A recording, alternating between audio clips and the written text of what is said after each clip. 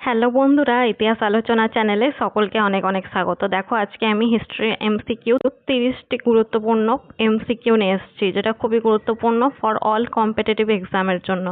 সমস্ত কম্পিটিটিভ এক্সামে এ ধরনের কোশ্চেন এসে থাকে, তাই তোমরা পুরো ভিডিওটা দেখবে এবং একটিও প্রশ্ন মিস করবে না। তো চলো দেরি না করে ভিডিওটি শুরু করি।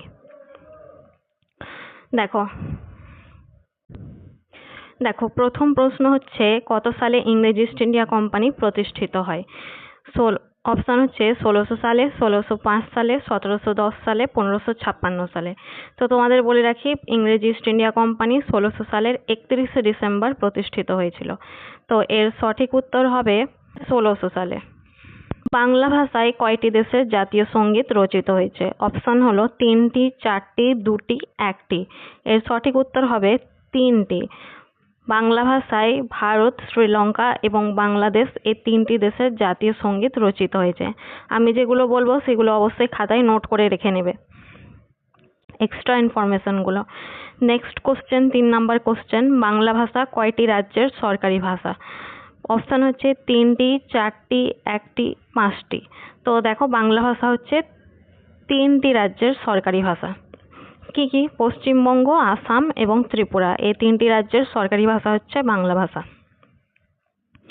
Next question, 4 number question, Humayun নামা গ্রন্থটি কে রচনা করেন? বাবর, হুমায়ুন, গুলবাদন বেগম এবং জাহাঙ্গীর। এখানে তোমাদের মনে হতে পারে যে হুমায়ুন, যেহেতু হুমায়ুন নামা রয়েছে তাই হুমায়ুন হবে, এরকম তোমরা ভাবতে পারো, কিন্তু এমনটা নয়। আসল উত্তর হবে গুলবাদন বেগম। গুলবাদন বেগমই হুমায়ুন নামা গ্রন্থটি রচনা করেছিলেন। গুলবাদন বেগম ছিলেন হুমায়ুনের বোন। নিম্নলিখিত কে নূরজাহান চক্রের সদস্য? দেখো, অপশন রয়েছে জাহাঙ্গীর, খুররম, অরঙ্গজেব, মুরাদ। তো এর সঠিক উত্তর হবে খুররম। নূরজাহান ছিলেন জাহাঙ্গীরের স্ত্রী। জাহাঙ্গীর যখন বিলাস বাসনে ব্যস্ত ছিলেন, নূরজাহান খুররম তার পিতা ইতিমাদ-উদ-দৌলা এবং তার ভাই আশফাক খাঁকে নিয়ে একটি চক্র গড়ে তুলেছিলেন। তো এর সদস্য ছিলেন খুররম বা শাহজাহান। যাবত ব্যবস্থা কে চালু করেন? বীরবল, টোডরমল, আকবর, শেরশাহ। দেখো, এখানে বলে রাখি যে আকবরের আমলে যাবত ব্যবস্থা চালু হয়েছিল। তো চালু করেছিলেন, সঠিক উত্তর হবে টোডরমল। কত সালে দিন ইলাহি প্রবর্তন করা হয়? অপশান হচ্ছে 1580 সালে, 1575 সালে, 1581 সালে, 1570 সালে।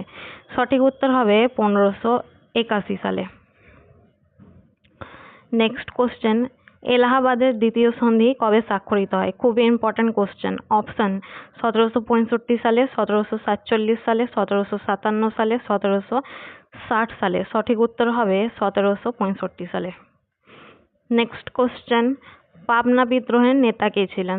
ঈশানচন্দ্র রায়, কুদি মোল্লা, শম্ভুনাথ পাল, সতীশচন্দ্র ধারা। তো এখানে বলে রাখি, কুদি মোল্লা এবং শম্ভুনাথ পাল ছিলেন ঈশানচন্দ্র রায়ের একনিষ্ঠ অনুসারী, আর সতীশচন্দ্র ধারা ছিলেন তাম্রলিপ্ত জাতীয় সরকারের সর্বাধিনায়ক। তো পাবনা বিদ্রোহের নেতা ছিলেন ঈশানচন্দ্র রায়। সঠিক উত্তর হবে ঈশানচন্দ্র রায়। নেক্সট কোশ্চেন, অধীনতামূলক মিত্রতা নীতি কে প্রবর্তন করেন? খুবই ইম্পর্ট্যান্ট একটা প্রশ্ন। Lord Dalhousie, Lord Warren Hastings, Lord Wellesley, Lord Curzon. সঠিক উত্তর হবে লর্ড ওয়েলেসলি। আচ্ছা, এখানে আর একটা প্রশ্ন হয়, সত্য বিলোপ নীতি কে প্রবর্তন করেছিলেন? সত্য বিলোপ নীতি প্রবর্তন করেছিলেন লর্ড ডালহৌসি। তো এই অধীনতামূলক মিত্রতা নীতি আর সত্য বিলোপ নীতির মধ্যে গুলিয়ে ফেলো না। নেক্সট কোশ্চেন, ফারুকসিয়ারের ফরমানকে কে কোম্পানির ম্যাগনা কার্টা বলেছেন? অপশান হচ্ছে রমেশচন্দ্র মজুমদার, ভিনসেন্ট স্মিথ, ওরম আর কালীকিঙ্কর দত্ত। সঠিক উত্তর হবে ঐতিহাসিক ওরম। নেক্সট কোশ্চেন, তাজমহল কোন নদীর তীরে অবস্থিত? খুব ইন্টারেস্টিং একটা প্রশ্ন। যমুনা নদী, গঙ্গা নদী, কৃষ্ণা নদী, ভাগীরথী নদী। সঠিক উত্তর হবে যমুনা নদীর তীরে অবস্থিত। পরবর্তী প্রশ্ন, বুলন্দ দরওয়াজা কে নির্মাণ করেন? অপশান হচ্ছে আকবর, বাবর, হুমায়ুন, শাহজাহান। সঠিক উত্তর হবে আকবর। পরবর্তী প্রশ্ন, কোন সম্রাটের আমলে প্রতিকৃতি অঙ্কনের ঝোঁক দেখা দেয়? অপশান হচ্ছে বাবর, হুমায়ুন, আকবর, জাহাঙ্গীর। প্রতিকৃতি মানে হচ্ছে পোর্ট্রেট, প্রতিকৃতি পোর্ট্রেট অঙ্কনের ঝোঁক অর্থাৎ ছবি আঁকা। এবার তোমরা অনুমান করতে পারো জাহাঙ্গীর এর আমলে চিত্রকলার বিকাশ ঘটেছিল, তাই জাহাঙ্গীর হতে পারেন, কিন্তু জাহাঙ্গীর হবে না, সঠিক উত্তর হবে আকবর। আকবরের আমলে প্রতিকৃতি অঙ্কনের ঝোঁক দেখা দিয়েছিল। নেক্সট কোশ্চেন, কত সালে রেলপথ স্থাপনের প্রস্তাব ওঠে? 1832 সালে, 1802 সালে, 1830 সালে, 1856 সালে। সঠিক উত্তর হবে 1832 সালে। কত সালে ব্রিটিশ ইস্ট ইন্ডিয়া কোম্পানি ভারতে আসে? খুব ইম্পর্টেন্ট একটা প্রশ্ন। অপশন হচ্ছে 1608 সালে, 1600 সালে, 1605 সালে, 1610 সালে।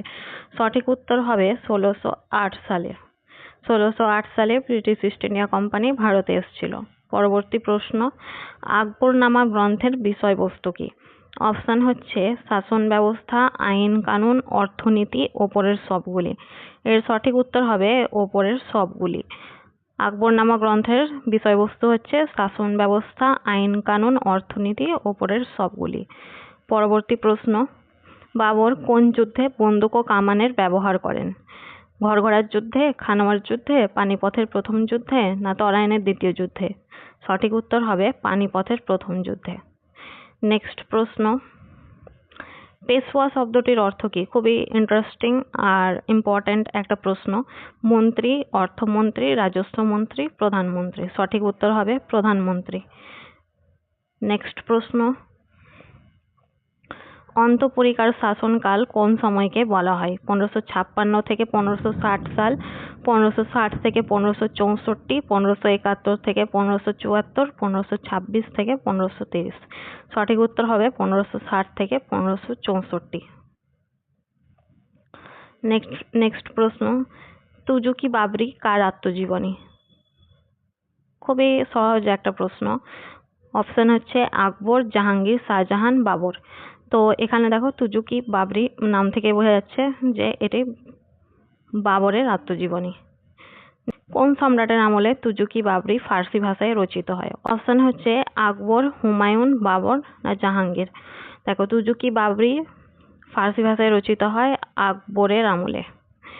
আকবর তার ফুফু গুলবদন বেগমকে তুজুকি বাবরি ফার্সি ভাষায় অনুবাদ করার আবেদন জানিয়েছিলেন, যার ফলে তিনি ফার্সি ভাষায় তুজুকি বাবরি অনুবাদ করেছিলেন। পরবর্তী কোশ্চেন, খুব ইম্পর্টেন্ট প্রশ্ন। কত সালে জনগণ মন গানটি প্রথমবারের মতো গাওয়া হয়? 1910 সালে, 1908 সালে, 1911 সালে, 1905 সালে। সঠিক উত্তর হবে 1911 সালে। নেক্সট কোশ্চেন, কত সালে বঙ্গভঙ্গ রদ হয়? 1905 সালে, 1910 সালে, 1911 সালে, 1908 সালে। সঠিক উত্তর হবে 1911 সালে। 25 নাম্বার কোশ্চেন, মুর্শিদাবাদ থেকে মুঙ্গের রাজধানী স্থানান্তর করেন কোন নবাব? এটা মুঙ্গের হবে, ভুল করে টাইপিং মিস্টেক হয়ে গেছে। দেখো অপশন হচ্ছে মীর কাসিম, মীর জাফর, সিরাজউদ্দৌলা, মুর্শিদ কুলি খাঁ। তো সঠিক উত্তর হবে মীর কাসিম। এই প্রসঙ্গে আমি বলে রাখি যে British East India Company Mir জাফরকে সিংহাসনে ছিল, কিন্তু তার অকর্মণ্যতা এবং অযোগ্যতা ব্রিটিশ কোম্পানির পছন্দ পড়েনি, যার ফলে কোম্পানি মীর কাসিমকে সিংহাসনে বসায়। মীর কাসিম ছিলেন মীর জাফর থেকে সম্পূর্ণ ভিন্ন প্রকৃতির। তিনি কোম্পানির হাতের পুতুলে পরিণত হতে প্রস্তুত ছিলেন না, যার ফলে বাংলা থেকে ইংরেজ ইস্ট ইন্ডিয়া কোম্পানির প্রভাবকে দূর করার জন্য তিনি মুর্শিদাবাদ থেকে মুঙ্গের রাজধানী স্থানান্তর করেছিলেন। আশা করি তোমরা বুঝতে পেরেছো কি বললাম। এবার পরবর্তী কোশ্চেন দেখো, তুজুকি বাবরি কোন ভাষায় রচিত? আরবি, ফার্সি, তুর্কি, উর্দু। সঠিক উত্তর হবে তুর্কি। 27 নাম্বার কোশ্চেন, কত সালে কলকাতা থেকে রাজধানী দিল্লিতে স্থানান্তর করা হয়? খুব ইম্পর্ট্যান্ট একটা প্রশ্ন। অপশন 1911 সালে, 1922 সালে, 1905 সালে, 1857 সালে। সঠিক উত্তর হবে 1911 সালে। পরবর্তী প্রশ্ন, ইগনাইটেড মাইন্ডস গ্রন্থের লেখককে? এটার উত্তর দিতে পারবে তোমরা যারা আমার আগের ভিডিও দেখেছো এপিজে আব্দুল কালাম সম্পর্কে, তারা খুব সহজেই উত্তর দিতে পারবে। উত্তর অপশন হচ্ছে গান্ধীজি, এপিজে আব্দুল কালাম, নেতাজি সুভাষচন্দ্র বসু, বাল গঙ্গাধর তিলক। সঠিক উত্তর হবে এপিজে আব্দুল কালাম। এছাড়াও APJ Abdul Kalam my journey নামে একটি গ্রন্থ লিখেছেন। এটা মনে রাখবে, এটা খাতায় লিখে নেবে। তারপরের প্রশ্ন দেখো, মোনালিসা ছবিটি কত সালে চুরি হয়েছিল? অপশান হচ্ছে 1910 সালে, 1908 সালে, 1920 সালে, 1911 সালে। সঠিক উত্তর হবে 1911 সালে। নেক্সট প্রশ্ন 30 নাম্বার প্রশ্ন এবং আজকের শেষ প্রশ্ন, মোনালিসা ছবিটি কে চুরি করেন?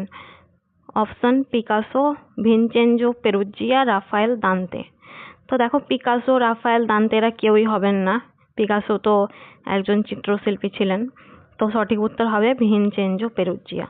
তো এটাই ছিল আজকের 30টা খুব ইম্পর্ট্যান্ট প্রশ্ন। তোমরা কতগুলি প্রশ্নের উত্তর দিতে পেরেছো কমেন্ট সেকশনে বলবে। আর পরবর্তীকালে আরও এরকম ভিডিও নিয়ে আসবো। আর ভিডিও ভালো লাগলে চ্যানেলটিকে সাবস্ক্রাইব করতে ভুলবে না। দেখা হবে অন্য একটি ভিডিওতে। বন্ধুরা, ততক্ষণ ভালো থেকো, সুস্থ থেকো। ধন্যবাদ।